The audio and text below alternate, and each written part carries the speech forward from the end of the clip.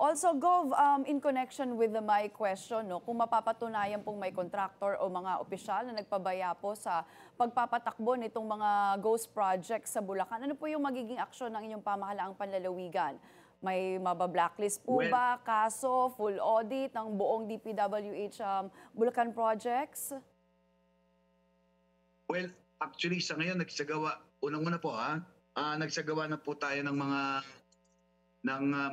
meetings and summit sa environment po natin. Yung pong DPWH na bagong mga talagang mga opisyalis ngayon, pinatawag na po namin para malaman namin not only the flood control but the road projects nila, mga buildings nila. At kinakailangan na dumaan po sa amin yan lahat. Ano po?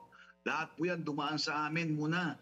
Sa mga mata ko, sa mga mata ng mayors, and of course, para sa acceptance din ng mga kapitan, pagkagawa, acceptance ng mayors, and then sa akin, and then sa kanila ito ibibigay doon sa namin sa DPWH. Ano po? Saka natin bibigyan ng approval.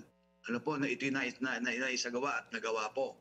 Well, itong tanong po ninyo, sa totoo lamang, itong mga magiging